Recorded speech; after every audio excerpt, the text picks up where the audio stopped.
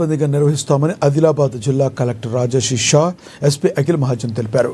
బుధవారం కలెక్టరేట్ సమావేశ మందిరంలో మీడియా సమావేశం నిర్వహించారు. ఎక్కడ ఎలాంటి లోటుపాట్లు లేకుండా మున్సిపల్ ఎన్నికలను పకడ్బందీగా సజావుగా నిర్వహిస్తామన్నారు.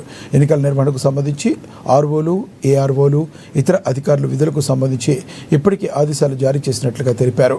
నామినేషన్లకు సంబంధించి కూడా ఏర్పాట్లు పూర్తయ్యాయన్నారు. ఈ నెల 31న నామినేషన్ల పరిశీలన పూర్తి చేసి చెల్లుబాటు అయ్యే జాబితాను ప్రదర్శిస్తామన్నారు. అటు ఎన్నికల సందర్భంగా పూర్తి స్థాయిలో బందోబస్తు ఏర్పాటు చేశామన్నారు.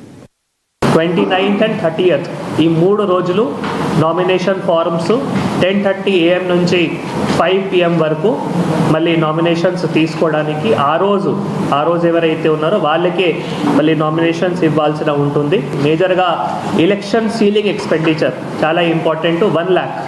సో మన దగ్గర మున్సిపాలిటీ ఉంది కాబట్టి 1 lakh.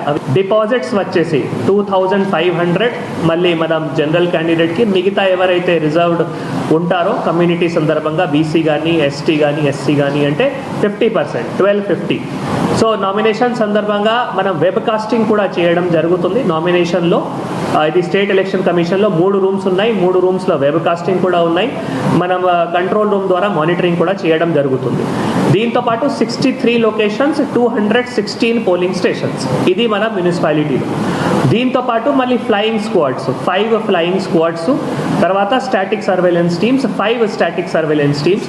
వాళ్ళకి రేపు ట్రైనింగ్ ఇస్తూ మళ్ళీ మోడల్ కోడ్ ఆఫ్ కంట్రోల్స్ కానీ ఏవైతే ఉన్నాయో అందరూ కూడా ఫాలో చేయాలి. 11th నాడు మళ్ళీ మనం పోల్ ఉంది. సో దానికి టైమింగ్స్ మీ అందరికీ తెలుసు, 7 AM to 5 PM.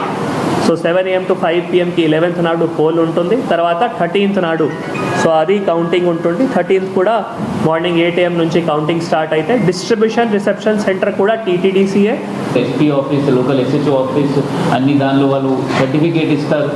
అండ్ దాని తర్వాత ఏమైనా ప్రైవేట్ బిల్డింగ్లో ఏమైనా ఈ ఫ్లెక్సీ కట్టడం లేకపోతే వాళ్ళ ఫోటో పంచుకోవడం ఎవరైనా చేస్తే వాళ్ళ దగ్గర మొత్తం ఎన్ఓసి ఉండాలి. ఎన్ఓసి లేదంటే డీఫేస్మెంట్ యాక్ట్ ప్రకారం, చట్టం ప్రకారం ఆ కేసు కూడా నమోదవుతుంది.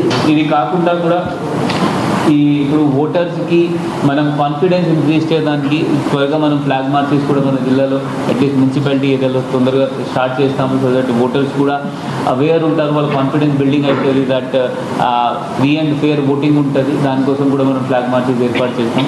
ఏమైనా సైలెన్స్ పీరియడ్ ఉంటుంది, ఆ సైలెన్స్ పీరియడ్ కూడా అందరు తప్పకుండా ఫాలో చేయాల్సింది. ఏమైనా మనకి మ్యారేజ్ హాల్స్ ఉన్నాయి, ఫంక్షన్ హాల్స్ ఉన్నాయి, లోకల్ లాడ్జెస్ ఉన్నాయి, అది అన్ని మనం పోలీస్ పరంగా అది అన్ని చెకింగ్